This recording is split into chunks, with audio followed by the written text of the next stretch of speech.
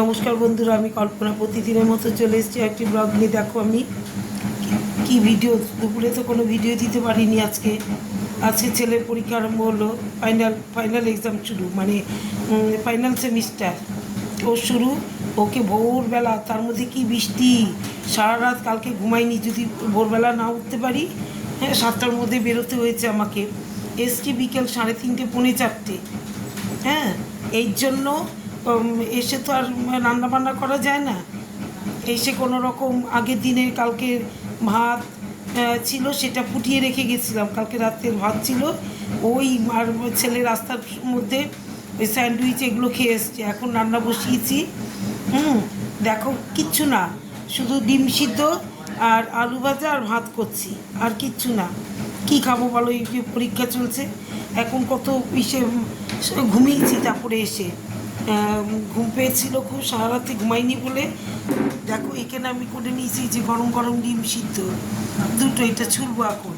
ডিম সিদ্ধ আর এখানে এই দেখো ভাত বসিয়েছি, এই যে ভাত ফুটছে এখানে, এখানে ভাত ফুটছে।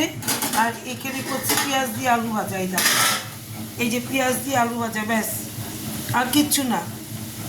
আজকে এই মেনু। হ্যাঁ, আজকে দুপুরে তো রান্না করে নিয়ে ও একটা স্যান্ডউইচ খেয়ে এসেছিলো। আর আমি ওই যে কালকে কটা ভাত ছিল একটুখানি খেয়েছি দুপুরে এসে। আর এই যে এখন রান্না বসিয়েছি, এখন এই যে আলু ভাজা আর এখানে তোমার ভাত করছি, এই যে ভাত করছি আর ডিম সিদ্ধ। কী করবো বলো, এছাড়া আর কোনো উপায় নেই, এইভাবেই চলতে হবে। যতদিন পরীক্ষা থাকে ততদিন এরকমই খাবার দাবার হবে। 2টোর থেকে পরীক্ষা হলে এরকম হয় না। এই দেখো ডিম সিদ্ধ, 2টোর থেকে পরীক্ষা হলে তাহলে রান্না করে যাওয়া যায় কোনো রকম। যেহেতু অনেকটা দূরে সিট পড়েছে, এর জন্য ভোরবেলা বেরিয়ে গেছি আমি, মানে 7টা। আর মুষলধারে বৃষ্টি, যখন একবারে ভিজে মানে কাক স্নান হয়ে গেছি দুজনেই। তারপরে এখান থেকে স্টেশন গেলাম, স্টেশন থেকে ট্রেন করে, ট্রেনে 7:55 ট্রেনে শিয়ালদা গেলাম, ওখান থেকে আবার বাসে করে। আবার যেখানে সিট পড়েছে সেখানে একটু বসার জায়গা নেই, আমার পায়ে যা ব্যথা।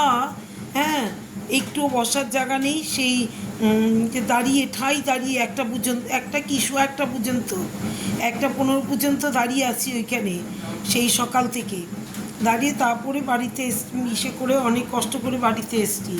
খাওয়া না দাওয়া না, খুব কষ্ট হয়েছে আমারও, ছেলেটারও খুব কষ্ট হয়েছে। ছেলেটাও তো খায়নি, সকালে 1 কাপ চা খেয়ে গেছে পরীক্ষা দিতে। কি আর বলবো বলো। আর কি তাহলে, শুভরাত্রি, গুড নাইট। আশীর্বাদ করো আমার ছেলেটাকে সবাই, যেন পরীক্ষা ভালো হয়, সবাই ভালো, ও যেন ভালো মতো পরীক্ষা দিয়ে ভালো মতন সেমিস্টার ক্লিয়ার করতে পারে। একটু আশীর্বাদ করো, তোমাদের আশীর্বাদই পথের পাথে, ওর পথে। তাহলে কি, গুড নাইট, টাটা টাটা।